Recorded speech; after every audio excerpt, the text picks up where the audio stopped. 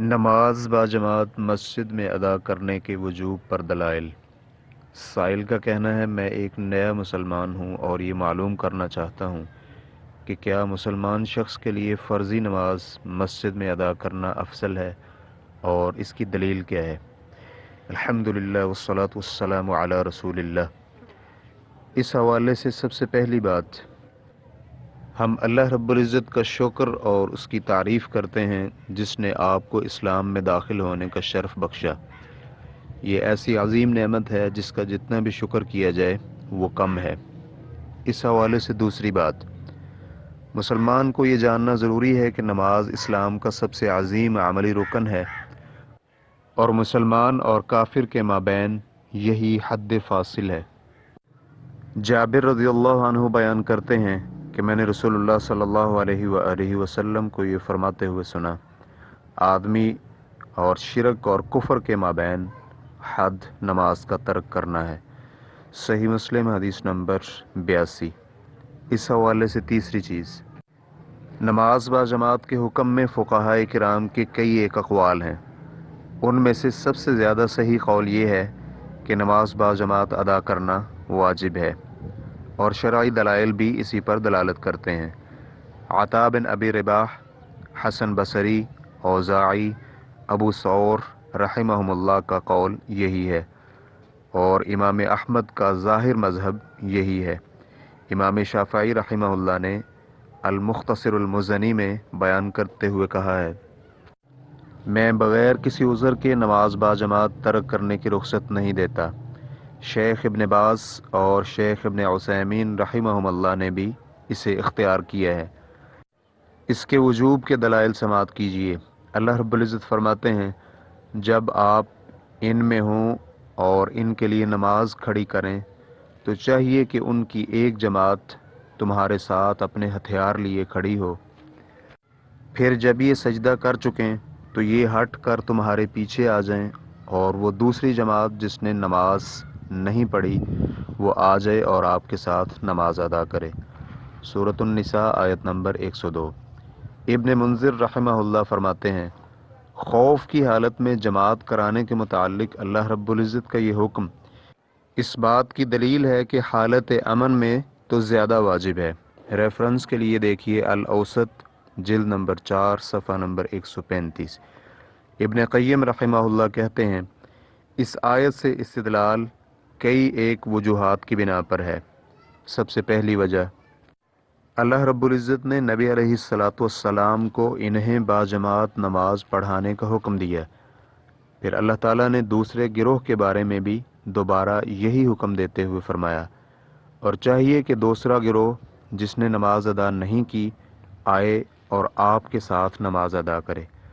اس میں دلیل ہے کہ جب اللہ رب العزت نے پہلے گروہ کے اس فعل کی ادائیگی کی بنا پر دوسرے گروہ سے اسے ساقط نہیں کیا تو یہ فرض عین ہونے کی دلیل ہے، اور اگر نماز با جماعت ادا کرنا سنت ہوتی تو سب عذروں میں سے خوف کی عذر کی بنا پر یہ بالاولیٰ ساقط ہوتی، اور اگر فرض کفایہ ہوتی تو پھر پہلے گروہ کی ادائیگی کی بنا پر ساقط ہو جاتی۔ لہٰذا اس آیت میں نماز با جماعت فرض ہونے کی دلیل پائی جاتی ہے، جو کہ 3 وجوہات کی بنا پر ہے۔ پہلی وجہ، سب سے پہلے اللہ رب العزت نے اس کا حکم دیا اور پھر دوبارہ حکم دیا، اور حالت خوف میں بھی اسے ترک کرنے کی رخصت نہیں دی۔ ریفرنس کے لیے دیکھیے کتاب الصلاۃ و حکم تارکیھا صفحہ نمبر 137 اور 138۔ نمبر 2، فرمان باری تعالیٰ ہے، اور نماز قائم کرو اور زکوٰۃ ادا کرتے رہو اور رکوع کرنے والوں کے ساتھ رکوع کرو۔ سورۃ البقرہ آیت نمبر 43۔ اس آیت سے وجہ استدلال یہ ہے کہ اللہ سبحانہ و تعالیٰ نے رکوع کرنے کا حکم دیا، اور یہ نماز ہے جسے رکوع سے تعبیر اس لیے کیا کیونکہ نماز کے ارکان میں سے ہے، اور نماز کو اس کے ارکان اور واجبات سے تعبیر کیا جا سکتا ہے، جیسا کہ اللہ رب العزت نے اسے سجود اور قرآن اور تسبیح کا نام دیا ہے۔ تو پھر ارشاد ربانی رکوع کرنے والوں کے ساتھ، اس کا کوئی اور فائدہ ہونا چاہیے، اور یہ نمازیوں کی جماعت کے ساتھ کے علاوہ کچھ نہیں ہو سکتا، اور معیت اس کا فائدہ دیتی ہے۔ جب یہ ثابت ہو گیا تو امر صفت یا حال کے ساتھ مقید ہے، جب تک اس صفت یا حالت کے مطابق نہیں کیا جاتا اس پر عمل نہیں ہوگا۔ اگر یہ کہا جائے کہ یہ اس فرمان باری تعالیٰ سے ختم ہو جاتا ہے، اے مریم تو اپنے رب کی اطاعت کر اور سجدہ کر اور رکوع کرنے والوں کے ساتھ رکوع کر، سورہ آل عمران آیت نمبر 43۔ عورت پر نماز با جماعت ادا کرنا واجب نہیں۔ کہا گیا ہے کہ یہ آیت ہر عورت کے لیے نہیں بلکہ مریم علیہ السلام کو یہ خاص حکم دیا گیا ہے، بخلاف اس فرمان کے اور نماز قائم کرو اور زکوٰۃ ادا کرو اور رکوع کرنے والوں کے ساتھ رکوع کرو۔ مریم علیہ السلام کو وہ خاصیت حاصل تھی جو دوسری عورتوں کو نہیں، کیونکہ ان کی والدہ نے نظر مانی تھی کہ وہ اللہ تعالیٰ اور اس کی عبادت کے لیے آزاد ہے، اور وہ مسجد میں ہی رہے گی، وہاں سے نہیں نکلے گی، لہٰذا حکم دیا گیا کہ وہ اپنے اہل کے ساتھ نماز ادا کرے۔ اور جب اللہ تعالیٰ نے سب عورتوں پر اسے چن لیا اور پاک کیا تو اسے اپنی اطاعت کا حکم دیا، جو باقی عورتوں کے علاوہ صرف اس کے ساتھ ہی خاص تھا۔ اللہ تعالیٰ فرماتے ہیں، اور جب فرشتوں نے کہا اے مریم یقیناً اللہ تعالیٰ نے تجھے چنا اور پاک کیا ہے اور جہان بھر کی عورتوں پر چن لیا ہے، اے مریم اپنے رب کی اطاعت کر اور سجدہ کر اور رکوع کرنے والوں کے ساتھ رکوع کر، سورہ آل عمران آیت نمبر 42 اور 43۔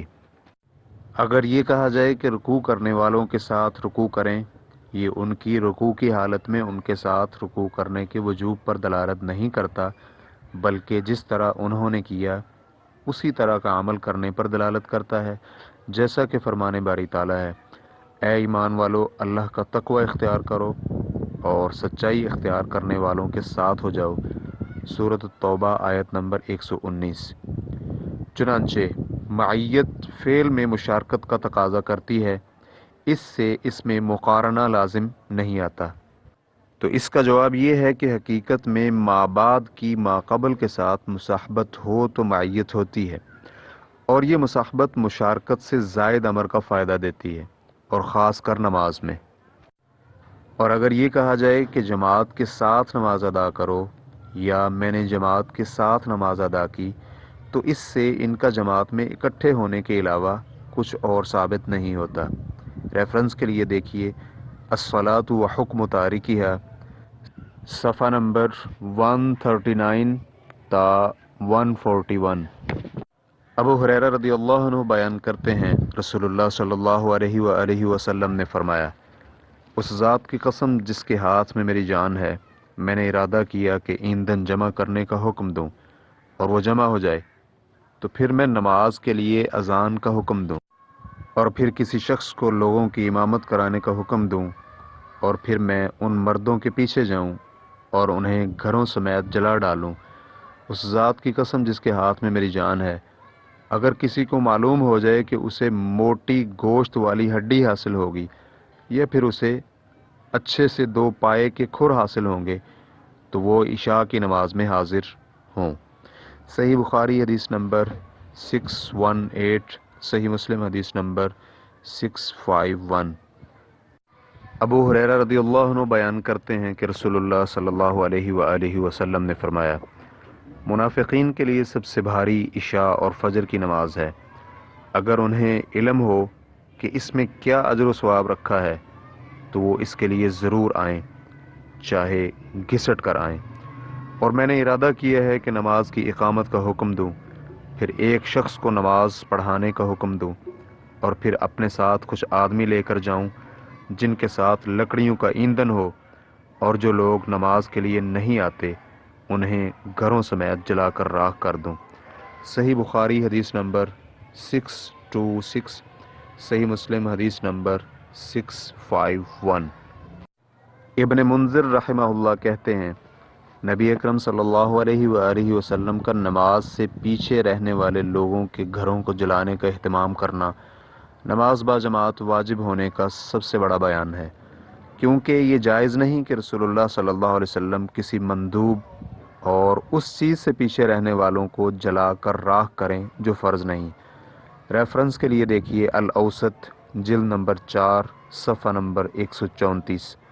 صنعانی رحمہ اللہ کہتے ہیں یہ حدیث نماز با جماعت فرض ہونے کی دلیل ہے، نہ کہ فرض کفایہ کی، کیونکہ فرض کفایہ کی صورت میں جب کچھ لوگ ادا کر لیں تو دوسرے سزا کے مستحق نہیں ٹھہرتے، اور کسی واجب اور فرض فعل کو ترک کرنے یا پھر حرام فعل کو سر انجام دینے والے کو ہی سزا ہوتی ہے۔